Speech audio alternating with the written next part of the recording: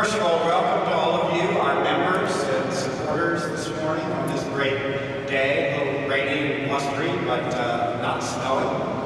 I know that all of you were very happy not to see us in the news in the most recent unpleasantness around the Mid-Atlantic region with all the snow that we had. It was certainly the true warranty test on our new roof, if nothing else. So welcome here this morning. It's a great day. I'm coming up, believe it or not, on my 10th anniversary as the director of this museum, and my 14th anniversary of being here at the museum on staff. And I've had a lot of proud moments in the past, certainly decade, that I can be very proud of. Not for me, but certainly for the hardworking people and all of you who are our best friends and supporters in everything that we do. So, welcome to you and welcome home, Mr. Perkins. I'm going to take a second to acknowledge a few people because this was not an inexpensive project to get done. There are a lot of donors, and at the top of the list are each and every one of you, because you'll remember last year my letter to you for our annual fund was to ask you to give as matching money for our Save America's Treasures grants to get this restoration project done. The federal government was very generous in giving us $500 million over 3 years to work on these restoration projects, and you all stepped up to the plate and matched those dollars.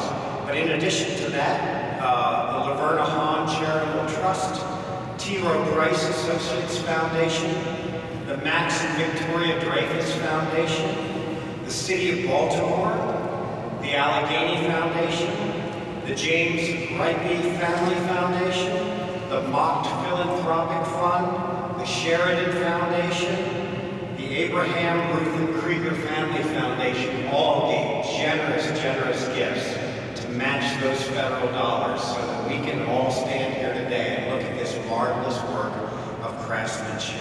But you again, our members, those of you that wrote checks anywhere from $20 to $2,000 for this restoration project, thank you all very much. I'd like to call up Dave Shackelford, our chief curator. He's going to talk to you a little bit about the intricacies of this project. Mr. Perkins looks a little bit different than the last time you saw it, and it was an interesting research project, and really it was quite an interesting project to take on as well.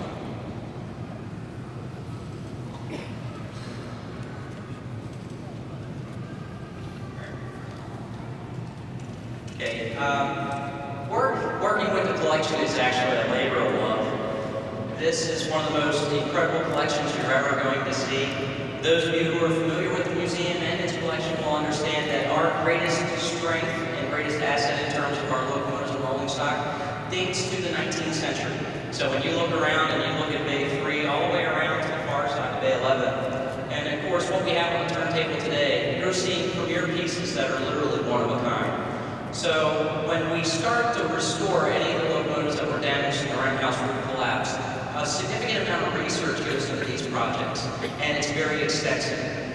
Before I get into some of the details associated with that, I'd like to take the time to actually bring the men out here, and of course Gary Tokarich is here as well, who worked on this project, and please recognize them. Hold your applause till I announce the last one, but I want to recognize the people that actually do the work on this piece of equipment. And they include George Harwood, who's our master metalworker. Come on out. Zell Olson, our master carpenter. Leon Kirchshank, our restorationist. I'm not sure if Carrie's here. Carrie Toper, if you're here, please come on out. John Branto is our archivist. John Barr, one of our volunteers. Roger Fry, also a volunteer. Gary Garvin, a museum volunteer. Duncan Kerr, one of our volunteers. Richard Breyer, another volunteer. John Tokar, if you're here, come on out. And Howard Wright. And if I could have a big round of applause for these guys.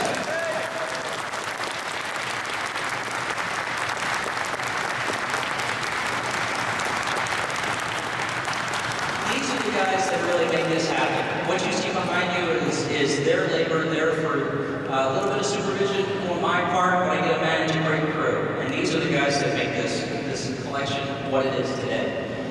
Really what we did in restoration is fulfilling our dual purpose in education and of course preservation. And we've done a really good job of bringing this piece back to life. In the course of what we looked at, we had a lot of decisions to make, and everything comes down to decisions. It's what time period, what number are we going to make it, what are we going to undo that the B&O's PR department did to it in the first place. So there's lots of research that goes into this prior to actually bringing it about. We made a conscious decision based upon a lot of the history that the B&O had, and of course what it did to many of its pieces during the Farragut Wars in 1927. And what we decided upon was to go with the Civil War period locomotive, which was when this was actually manufactured, 1863, and bring it back to its original number. For those of you who are not familiar with the story of the Perkins, these were 10-wheel locomotives that were manufactured under the guidance of Thatcher Perkins, the B&O's master of machinery, during the Civil War. They were very important pieces because they were basically used in the western section of the B&O's line around that time, and they had to handle lots of steep grades of the Allegheny Mountains. So this design was unique at the time. It was a transitional engine.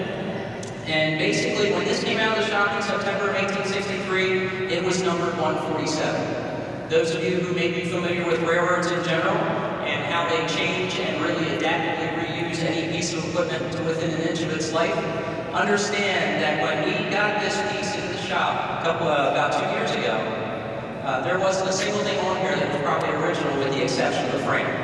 And even that may have been buggered with in some fashion. So lots of changes occurred on this. So what we decided to do was try and give the locomotive a livery, its number, that really kind of was indicative of the locomotives that the B&O was using with its 460 10-wheel arrangement in the Western Line about 1863 to 1865. And that meant undoing some of the, I don't call it damage, but some of the colorful history that was added on top. So what you see today is from research, from photographic evidence, from digging through the documents, and what we've done. Now, I'm not going to go too far into the restoration process itself, but if you're here today for our turntable demonstrations, which are going to take place at 11:30 and 1:30, what we will do is talk a little bit more in depth about the pieces themselves. And what we'll also do is I'll provide the guys from the crew there as well in between sessions so that they can answer any questions you may have. So once again, it's great to see the Perkins back here. It's great to have it on the turntable. And a real big thanks to the guys who made it happen.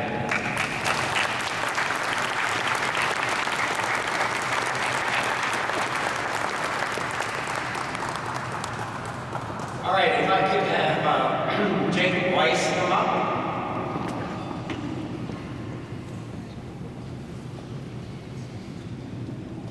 Let me introduce you to Jacob. Some of you may have met him before. On November 4th, 2004, when after the roof collapse in our rebuild, we opened the museum for the first time after 22 months of being closed, Jacob cut the ribbon. So Jacob is here with us again today, and he is going to climb up on the front of the locomotive and cut the ribbon on the Thatcher Perkins with me. Ready?